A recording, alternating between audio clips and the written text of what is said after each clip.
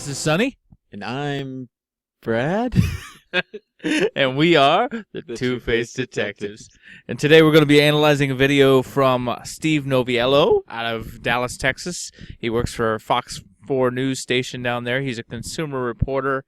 And just so happens he set up a fraud alert on his credit card to let him to notify him whenever someone was using his card fraudulently.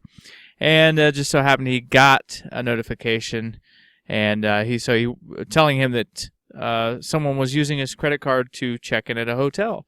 So he decided to go down there and confront the person in person and get an interview. So we're going to analyze that video today. Today we're mainly going to focus not so much on lie detection, although we'll get into a little bit of that. We're mostly going to focus on interrogation techniques and how his technique is actually a good approach. And then later in the video we'll show a bad approach. So let's go ahead and get into this. Good morning. Did you use my credit card to check into your room? Your credit Are card? you Farah? I am Farah, but I do not use a credit card. I use a card with my name on How did you pay to get into the room? it. I'm not gonna... Can you help other consumers by letting us know how you did this? Did you use it online? I actually got it from somebody. Where'd you get it? I'm not gonna talk about it. I'm hoping you can help me to protect other people from this happening to them too. We got a quick ride down, Farah. I'd love your help. Sorry. Right. The front desk says that you used a credit card with my name on it and my number to check into your I do room. not use a credit card with your name on and your number on it. I've got charges with your name on it for your room for 3 days. Did you go shopping at Walmart as well? No. Are you sure? Mm-hmm. How did you get the card? I'd love for you to be able to help me, Farah. I know. Sorry. Where are you from? Are you local?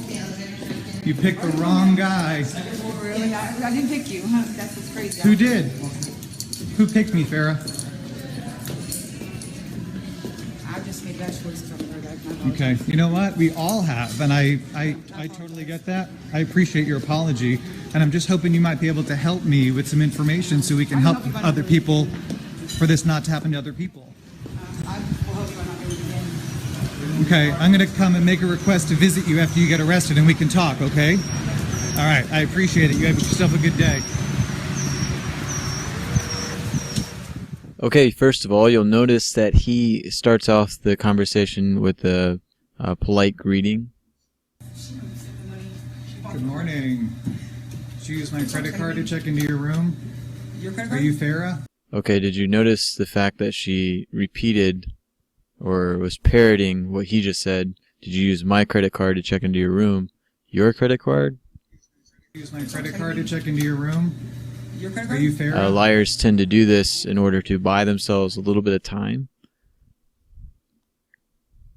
And if you also notice here that she smiles when he asks if she is Farah. How did you pay to get into the room? Let me see here. Let's go back here. Use my credit card to check into your room? Your credit Are card? you Are you Farah? Farah?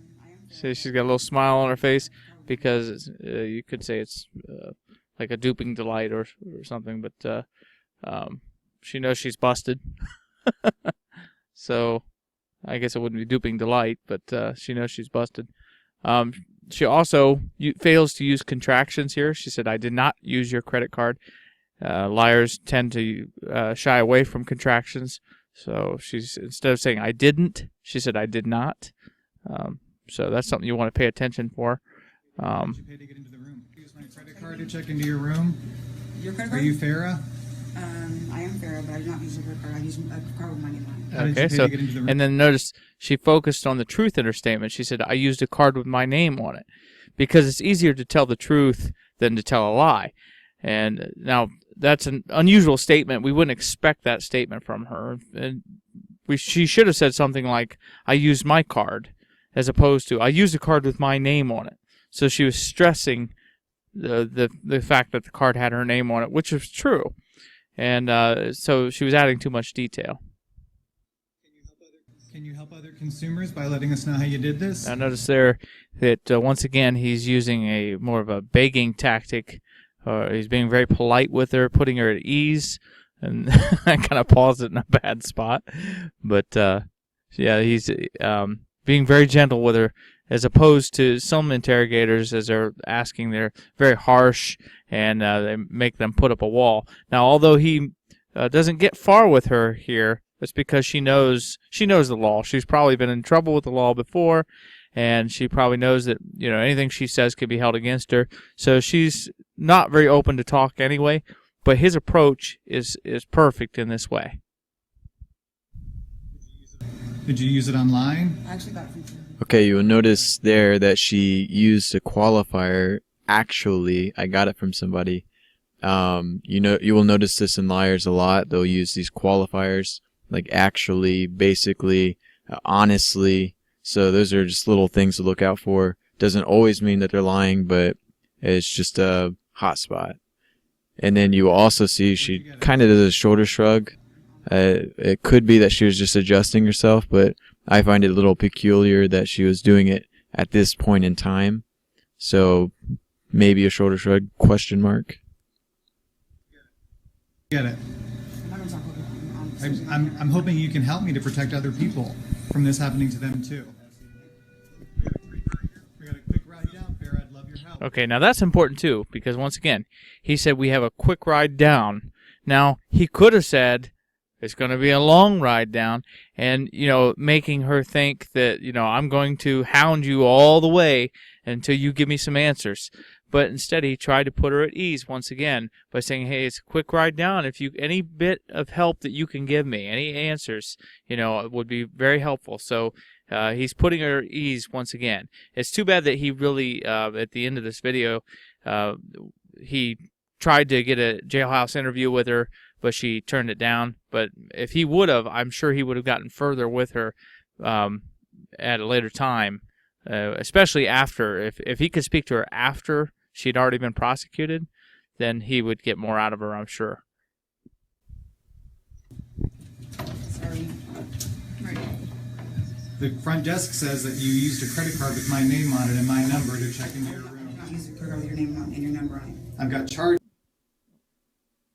Okay, you will see that the reporter skillfully gives an indirect accusation by saying, I hear the front desk says, instead of saying, you did this particular thing. The front desk says that you used a credit card with my name on it and my number to check into your room. Not use a credit card with your name on and your number on it. I've got charges with your name on it for your room for 3 days. Did you go shopping at Walmart as well? No. Are you sure? Mm-hmm. How did you get the card? Okay, we're going to go back here for a second and look at this. You're going to notice that she's going to tilt her head down, and it might be a sign of guilt. It's going to kind of go in this direction. And just watch and see if you notice that. It'll be very quick. Okay, now watch. Right here. It happened very fast, but it just went down and to the right there. Okay, you'll now notice when he talks about her using a card with his name and number on it, she shakes her head no before even talking, showing disagreement in what he's saying, because she's focused on the part where he has some facts messed up. She used a card with her name on it, not his. So she's focused on that point or that particular fact. So that's what she's disagreeing with. The front desk says that you used a credit card with my name. She shook her head no right there. And you would notice too, if you back it up again, she blocks with her eyes as well when answering. The front desk says that you used a credit card with my name on it. And she didn't use contractions again. She said, I did not, instead of didn't. Okay, you will notice how fast she is chewing her gum right now. It's you can tell she's very uncomfortable. So just a nervous little tick there. Notice that head tilt real quick right there. She's really just feigning interest right there by doing that head tilt. Watch it one more time. Right there? Okay. And now another thing to note here, and this is something Sonny and I find happens a lot with liars. We call it the head swoop or a zigzag movement. It kind of works in two different ways. When someone is answering untruthfully, they will tend to say, if they say no, they'll shake their head no, but they do it in such a way that it kind of forms either a zigzag pattern or a swoop. And let me show you real quick what that looks like. For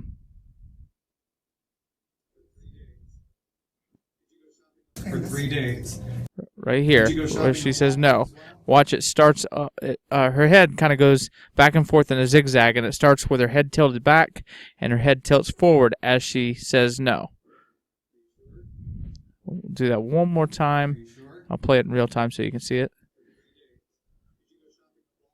For 3 days. Did you go shopping at Walmart? So you see how her head ended up Are you down sure? at the very end there. And also she was blocking with her eyes the entire time. She had her eyes closed when he asked, "Are you sure?" She says yes, and she has her eyes closed.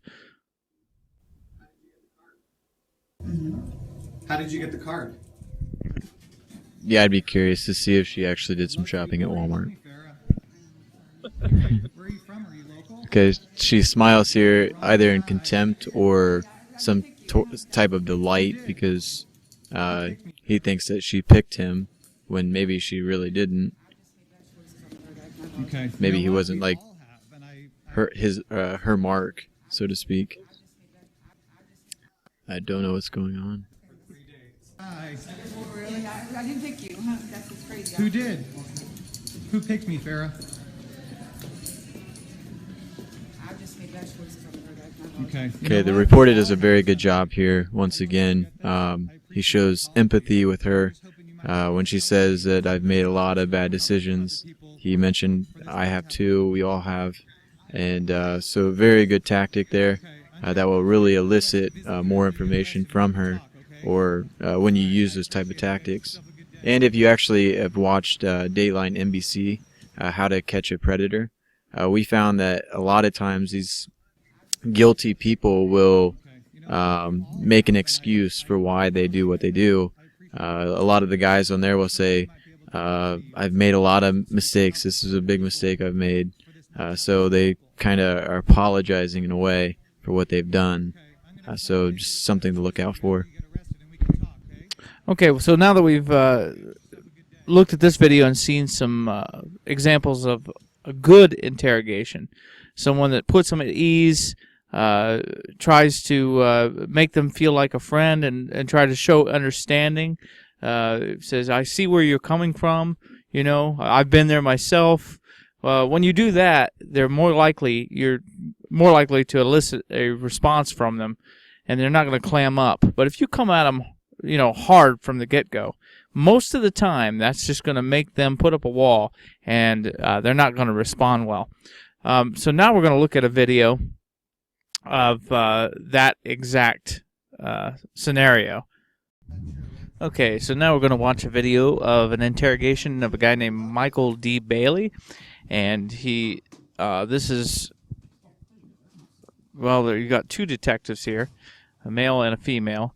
And for one thing, I want to say that this is probably a bad idea from the start because this guy's an accused sex offender. He exposed himself to a child in Walmart, and they're going to question him about it. And what they're trying to do here is they're trying to prove intent.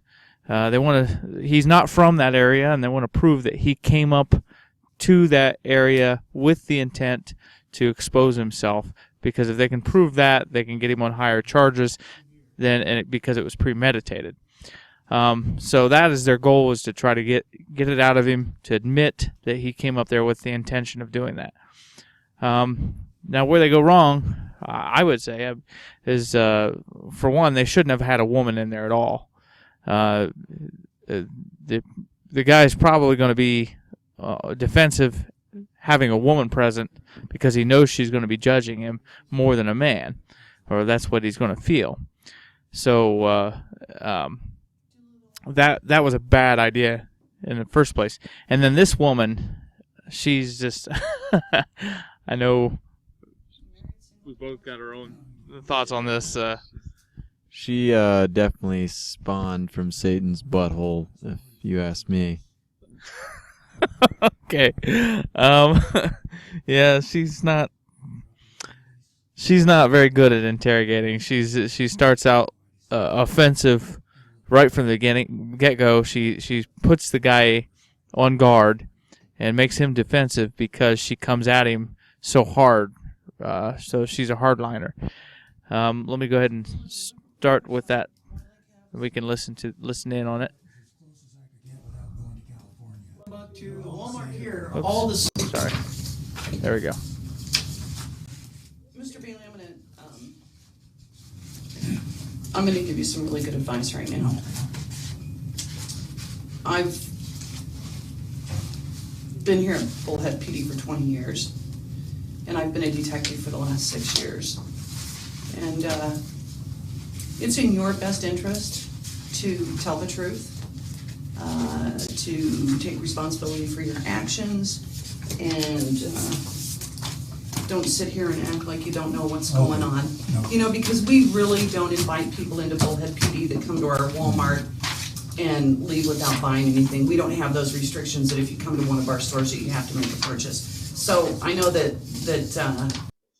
okay? So if you want to help yourself, you can be honest with Detective English here. Okay. You know, if you want to dummy up, then, No, I don't want to dummy up. Okay. I want to get this thing straightened out. Okay. Best as possible here. What kind of vehicle do you drive? Okay, so you can see right there from the beginning there, she just, her whole demeanor and everything she was coming at him, it's not going to put him at ease.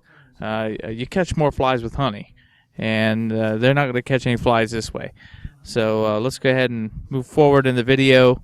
This is, so far we're about 7 minutes in, but let's see further on down the line if they've managed to get any information out of him. So, at this point right here, we're 19 minutes in, and they haven't gotten anything out of him. And now, the male officer, detective, he starts on the offensive too, just like the woman. We'll listen into this and see if he gets anywhere with him by intimidating. coming into Bullhead City, But to the Walmart here, all the same. So there really was no reason for you to have to come all the way up to Bullhead to shop for some kind of deals, okay? And it's not like you were out there shopping and then all of a sudden, because you haven't had any sexual desire and you felt it come and you felt the sexual desire come up and you had to react on that. That isn't the case. You came specifically to the Walmart in Bullhead City for a reason. Because you could have done all that stuff in Havasu. And you could have had all that stuff happen to you and all those feelings happen to you in Havasu, but you didn't go there. That shows me intention. You came here for a reason. Okay, so we see that, again, this man is attacking Mr. Bailey, and that's not going to get him anywhere. Really, he should have been asking more open-ended questions to get him to answer or tell the detectives what his intentions were, instead of them trying to fill in the blanks, so to speak. So just not a really good tactic. Okay, so now we're going to move forward.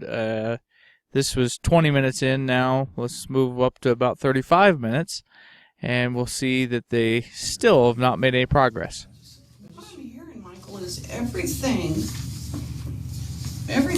has really been turned around and it's really not your fault. And remember the advice I gave you when you first came in here is to take responsibility for your actions and things will go a lot easier, because the more we do this little dance, the more pissed off I'm getting. And I'm not going to be a very good dance partner for you very much longer. Okay, All so right. she's once again just putting him more on the defense. She's not trying to build rapport with him or anything like that, but she's just, trying to intimidate him into answering. And here they've been there for 35 minutes, and they've gotten nothing out of him. So let's go ahead and move forward in the video. We'll skip through it because this video is pretty long. And right here you can actually hear him at this point in the video. Let's see, we're 41 minutes into, and he's still denying having any fantasies of young girls. He's been claiming all along that he only likes women his own age. But we'll go ahead and listen in. You can hear it in his own words.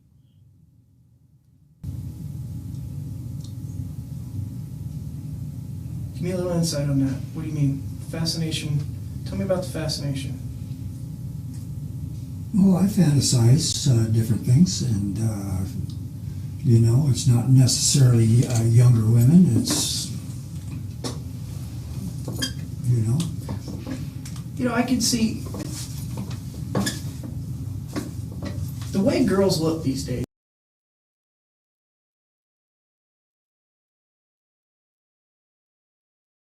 You can't tell anymore how old they are.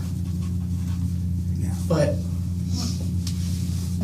I completely understand that the physiological attraction to something that's good looking.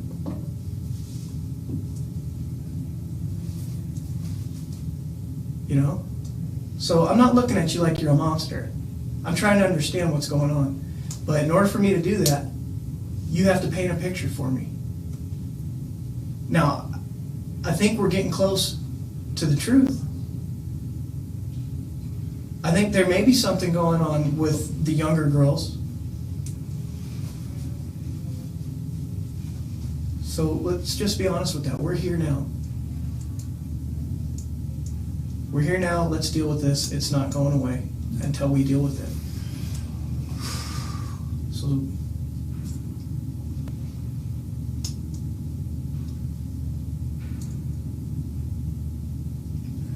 well, this is true. I do have a fascination with younger girls, but that's as far as it goes. okay. I would never rape anybody. Okay, so you see here that it's this tactic is working, showing empathy, and instead of coming at him hardball, they're softening their approach, and now they're getting somewhere. He's actually opened up. This is the first time he has admitted that he fantasized about young girls, but he still hasn't completely opened up yet. And now he's trying to downplay his own side by throwing out a straw man argument about rape. So I'd never rape anybody, because he knows he didn't rape. He just did a indecent exposure. So he's trying to overplay it. But notice how the officer handles this. And you know what? Let me just explain something. We're not talking about rape. We're talking about a little indecent exposure claim. Okay, it's not the crime of the century. Okay, but we got to get to the root of the situation so that we can figure this out. So you see the officer is putting him at ease by downplaying the seriousness of the offense, and this makes him want to open up more.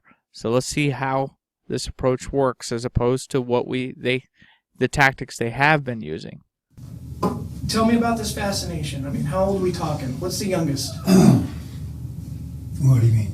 What's the youngest you've ever fascinated about? What's the youngest age of a girl that you've ever fascinated about? I don't know, 6, 7. Okay. Okay, so he's admitting that he had fantasized about 6 or 7-year-olds. This is the furthest they've gotten in 43 minutes into the interrogation. How many years are we talking? And they're finally getting some information out of him. They haven't proved intent yet, but they are at least getting this far, getting him to open up. Now, if they were smart, they would keep this tactic up, keep showing empathy, and really she should just leave the room because he's not going to buy anything that she says at this point. There's no way she could try to show empathy. I don't think he would buy it. Where does it start? It starts from the fascination. We discussed that. Right. And then where does it go from there? Picture. And I'm not a doctor. I'm not a doctor, so I'm not going to sit here and diagnose you. And you know what? I don't care about your childhood. I don't care about any of that. I want to know why you did what you did. And you know what? You're not manning up to it. You're saying you're blaming it on blood pressure and this and that, and your wife left you and blah, blah, blah. And so you know what? While you're talking here, all I'm hearing is blah, blah, blah. Because I've got a 3-year-old girl that I just interviewed. As you can see, that's that woman ranting again. And you'll notice his body language of Mr. Daniels. Yeah, you'll notice the changes that takes place. Right now he's got somewhat of an open... Wants to see the bad man again. A 3-year-old girl that doesn't want to see the bad man. And you know what she said? She said, I hope the bad man goes to the Hooskow. Now he's closing up. Changed that child's life. And looks away. So. Blocking. Doesn't like what he just heard. 3 years old. 3 years old, and she doesn't want to see the bad man again. She doesn't want to go to Walmart with her mom anymore for fear that bad man is going to be in there. The bad man that had his gym shorts on with his balls hanging out. Yeah, yeah. Because you know what, I'm at a point now where I'm not going to use nice terms or anything because you didn't care what a 3-year-old child saw. And her mother who saw it. And then after that, you go over into the girls section. You've got a problem. You've got a problem, and those feelings aren't going away. Because a month ago, you came and did the same thing that you've done 30 or 40 times previous to this. So, I'm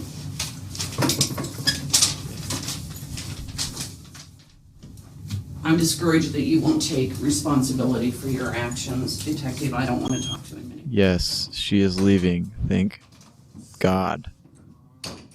Alright, now we can get down to business. You'll notice that he's still blocking right now. Anything else you want to say about this? But now he's opening back up. I'm just not sure So what to he's say. no doubt happy that she is gone. So my concern is that even with us sitting here. But now you'll watch as this guy starts attacking him again, and he'll close back up. Because remember I spoke about a progression. You started out fantasizing. You don't want to talk about the in-between. You say that there's no pictures. You say that you've never fantasized. And blocking. I can't say that I believe you. Okay? But you've definitely progressed. So we can see that the attacking method, it just closes him down. You know, he's putting his hands up there. That palms out means that's a very dishonest movement. If it was palms up, you could trust him more. He's denying accusations. He's blocking.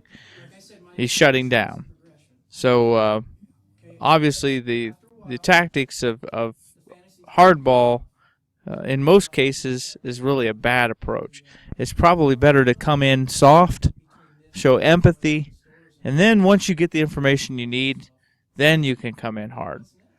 Because at that point you've elicited the information you need, and then you can use that information against them if they have been lying to draw them out even more.